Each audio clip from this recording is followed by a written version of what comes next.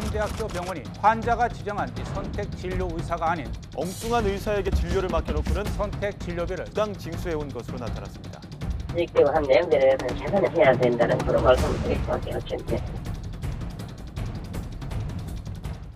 예, 신인규 대표님 나가시고 대신 그 자리에 지금 하재근 사회문화평론가 나와 계십니다. 어서 오십시오. 안녕하세요. 예, 자 이번에 YTN이 단독 보도한 내용인데요. 이게 참 기가 막힙니다. 충남대 병원이 환자한테 진료비 부당 청구했다. 좀 팀장님 설명해 그렇습니다. 주시죠. 작년이죠. 충남대 국립병원입니다. 2015년 1월 달에 영상의학과 의사가 해외 연수 1년을 가게 됩니다. 그런데 이틀 뒤죠. 8월 3일부터 이 의사분의 이름으로 선택 진료가 시행이 됩니다.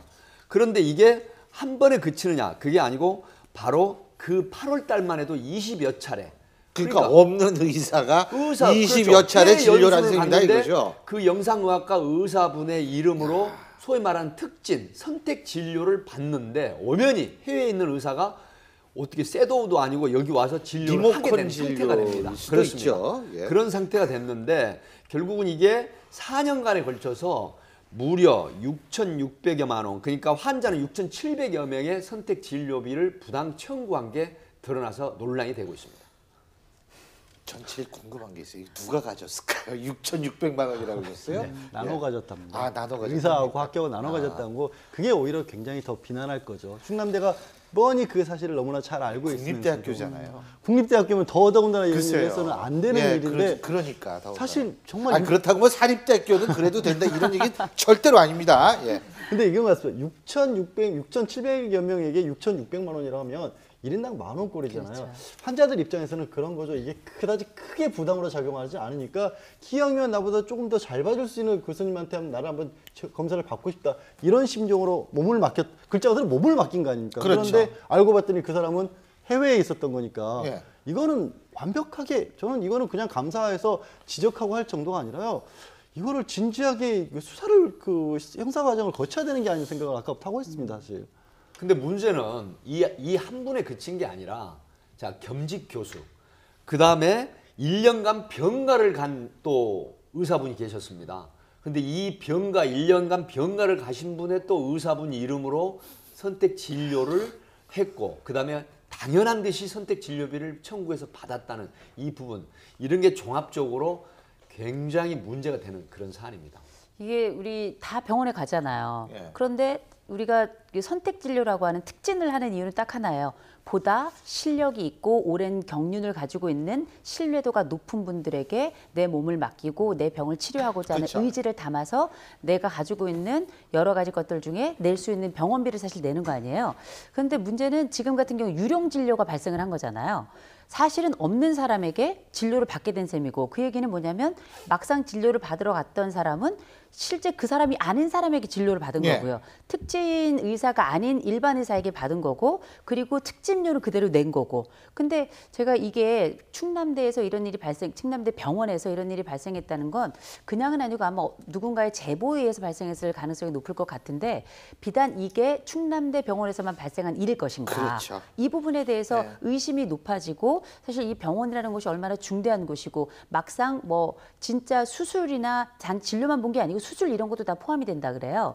그러고 보면 사실 굉장히 위험한 순간도 있지 않았을까? 이런 부분들이 더 확대된다면 의료사고하고도 어떤 일정 부분 연결될 가능성도 있을 텐데, 그러면 국민들의 신뢰가 굉장히 떨어진다는 거죠. 자, 이게 근데 지금 이 병원 측의 청구에 또 다른 문제점이 있다고 그러더라고요. 선택 진료비 말고도. 그렇습니다. 이제 부당급여가 이제 있습니다. 이 부당급여가 있는데, 요양급여, 이게 소위 말하면 2억 8천여만